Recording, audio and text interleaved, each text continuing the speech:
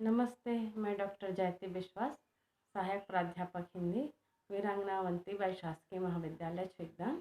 मैं इस वीडियो के माध्यम से बीए भाग 3, बीकॉम भाग 3 और बीएससी भाग 3 के हिंदी भाषा के अंतर्गत मैं परशुराम की प्रतीक्षा कविता की व्याख्या कर रही हूँ, जिनके रचनाकार हैं श्री रामधारी सिंह दिनकर।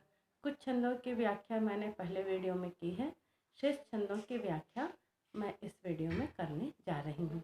ध्यान से सुनिएगा और समझिएगा।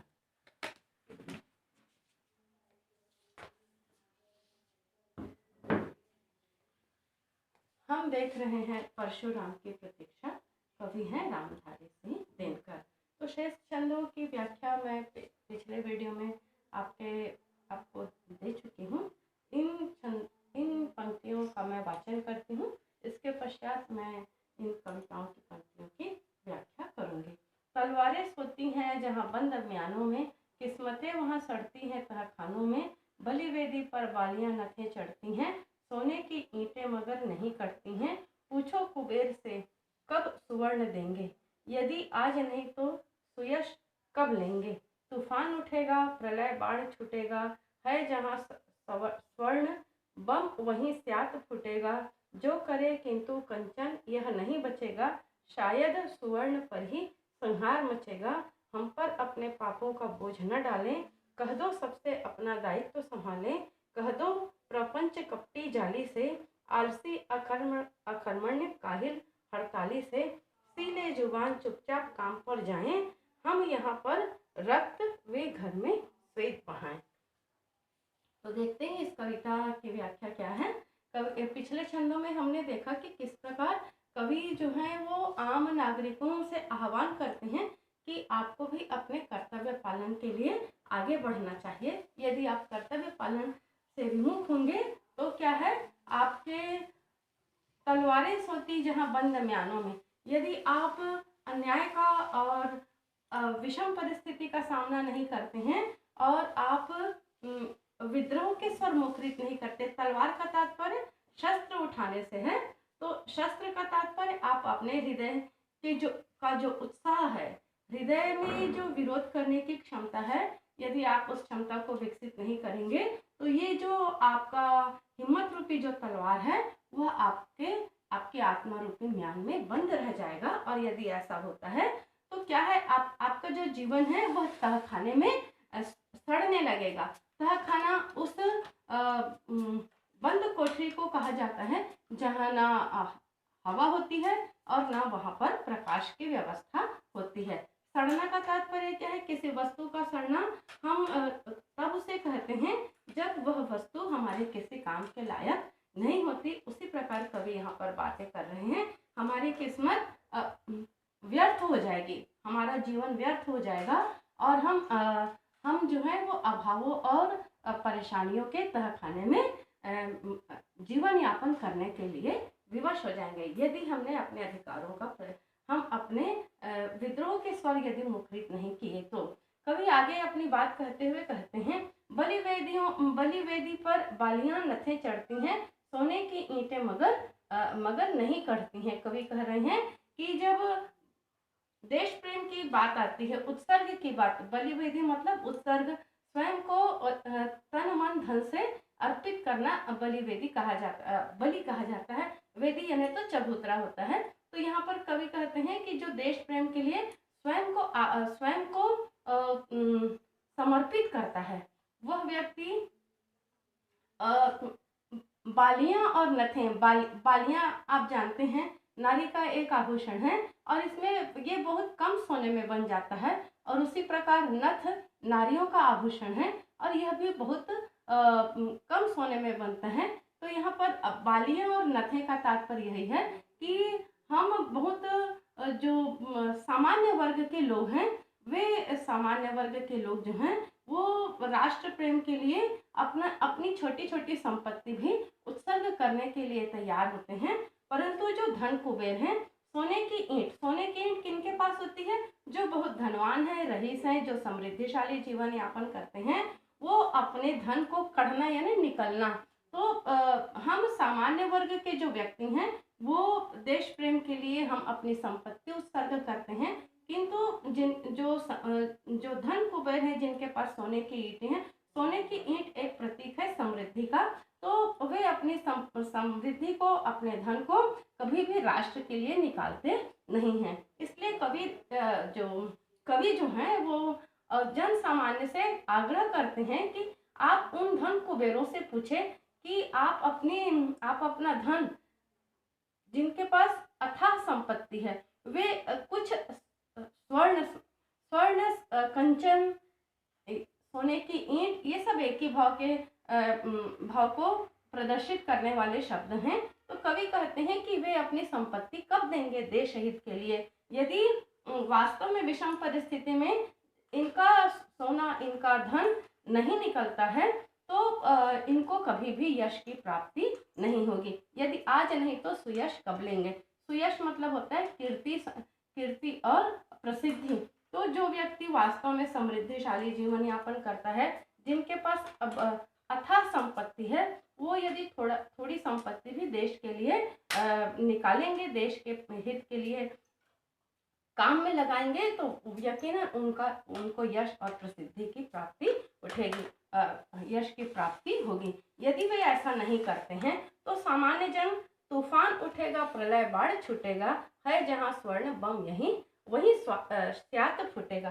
कवि कहते हैं कि सामान्य जन भी जब सामान्य जन अपनी छोटी संपत्ति को देश के लिए उत्सर्ग कर रहे हैं, और समृद्धिशाली व्यक्ति को इन भावनाओं से, देश प्रेम की भावना इनके हृदय में जागृत ही नहीं होती है, वहां पर सामान्य जन के बीच में क्या उठेगा? तूफान। तीव्र हवा का जो आवेग होता है उसे तूफान कहा जाता है। तो ये तूफान कहाँ उठ रहा है? जन सामान्य के हृदय में। और यह जो जन सामान्य के हृदय में उठने वाला जो तूफान है वह किनके लिए? प्रलय बाण के समान सिद्ध होगा। प्रलय की स्थिति कब निर्मित होती है? जब चारों ओर परेशानियां ही परेशानियां घिर जाती हैं। प्रलय की स्थिति वैसे कहा जाता है कि जब धरती जलमग्न हो जाती है तब वह प्रलय की स्थिति होती है। और जलमग्न स्थिति में कोई भी व्यक्ति बच नहीं पाता है। तो प्रलयंकारी स्थिति का तात्पर्य यह है, विषम परिस्थिति, ऐसी स्थिति जहां पर हम स्वयं को बचाने के लिए प्रयासरत रहते हैं। यहाँ पर कवि यही बात कर रहे हैं कि जन सामान्य जब अपनी आवाज बुलंद करेगा, अपनी आवाज को हिम्मत देगा, ताकत देगा, तब जो स्वर्ण कुबेर जो हैं, जो सोने की ईंट को अपने घर में रखते हैं, उनको ही इस बाण का सामना करना पड़ेगा। स्यात यानी अचानक उन पर इस प्रकार के आक्रमण होंगे जनसाधारण के कि ये स्वयं को बचा पाने में असमर्थ होंगे। जो करे किंतु कंचन यह नहीं बचेगा, शायद सुवर्ण पर ही संहार मचेगा। कवि कहते हैं कि ऐसे जो धनवान व्यक्ति हैं, जिनको देश प्रेम की चाह नहीं है, देश प्रेम की भावना उनके हृदय में जागृत नहीं होती, उत्पन्न नहीं होती है, वे कितना भी प्रयत्न कर लें परंतु कंचन यानी स्वर्ण, वे अपने स्वर्ण को नहीं बचा पाएंगे, क्योंकि ये संगठित हो चुके हैं। ये जो सामान्य जन हैं, उनके हृदय में तूफान उठा है, तीव्र आवेग उठा है विद्रोह का, और इस विद्रोह के कारण ये अपनी समृद्धि को बचा पाने में असमर्थ रहेंगे। शायद सुवर्ण पर ही संहार मचेगा। और इस प्रकार धन कुबेरों के धन को निकालने के लिए जन सामान्य कुछ भी कर सकने में अपने आप को समर्थ बताएंगे या समर्थ हो पाएंगे, जिसके कारण संहार होना यानी मार काट होना। तो इस प्रकार अमीरों और गरीबों के बीच में मार काट की स्थिति भी उत्पन्न हो सकती है। तो इस प्रकार की स्थिति आने से पहले कवि हमको या धन कुबेरों को ये बताने की कोशिश कर रहे हैं कि हे भारत के अमीर व्यक्तियों, आपको जब देश को आपकी जरूरत है तो आपको अपना तन मन अर्पित करना चाहिए, तभी आपको सुयश की प्राप्ति होगी। यदि आप ऐसा नहीं करते हैं तो संहार मचेगा, गरीबों का भी अहित होगा और अमीरों का भी अहित होगा। तो इसलिए कवि हमको आगाह कर रहे हैं कि ऐसा अवसर आने से पहले हमको अपने कर्तव्य के पथ पर आगे बढ़ना चाहिए। हम पर अपने पापों का बोझ न डालें, कह दो सबसे अपना दायित्व संभालें। कवि कह रहे हैं कि एक अन्याय तो आपने किया है कि आपने क्या किया है, धन को इकट्ठा कर लिया है, एकत्रित कर लिया है, और दूसरी ओर हम क्या कर रहे हैं, आपके धन को निकालने के लिए जो देश के लिए लगाने वाले हैं, तो हम आपका विद्रोह कर रहे हैं आपसे धन प्राप्ति के लिए। और वह धन प्राप्ति हम अपने व्यक्तिगत कार्य के लिए नहीं, बल्कि हम देश प्रेम के लिए आपके खजाने से स्वर्ण प्राप्त करना चाहते हैं। तो इस प्रकार आपने धन का संग्रह किए हैं, इसलिए आप पापी हैं।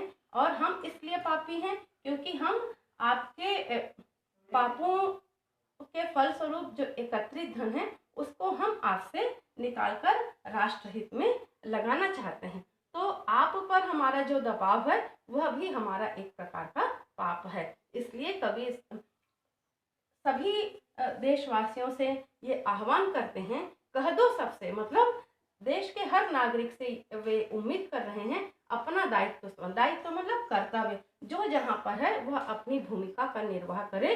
तो इस प्रकार की विषम परिस्थिति, खाई की स्थिति, मतलब एक और अमीर और एक और गरीबी की स्थिति कभी भी निर्मित नहीं होगी यदि देश का हर व्यक्ति अपना कर्तव्य पालन करेगा। कह दो प्रपंच कपटी जाली से, आलसी अकर्मठ काहिल हड़ताली से, सीले जुबान चुपचाप काम पर जाएं, हम यहाँ पर रक्त वे घर में स्वेद बहाएं। कवि आगे कहते हैं कि हे भारत के नागरिक, यदि आप वास्तव में सच्चे अर्थों में देश प्रेमी हैं, क्षमा चाहती हूँ, यदि आप वास्तव में सच्चे अर्थों में देश प्रेमी हैं तो आपको अपने कर्तव्य का निर्वाह करना चाहिए। प्रपंच का तात्पर्य दिखावा करना। आप काम करने का दिखावा मत कीजिए, आप धोखेबाजी से अपना जीवन यापन मत कीजिए, आप जाली यानी नकली कार्य कर, नकली मतलब कि आप बाहर से कुछ और हैं और अंदर से कुछ और हैं। तो इस प्रकार ये मानव धर्म के अवगुण हैं, और ये जो अवगुण हैं वो मनुष्य को क्या करते हैं, पुरुषार्थ करने से रोकते हैं। और ऐसे व्यक्ति आलसी होते हैं, अकर्मठ होते हैं और काहिल यानी सुस्त अलाल होते हैं।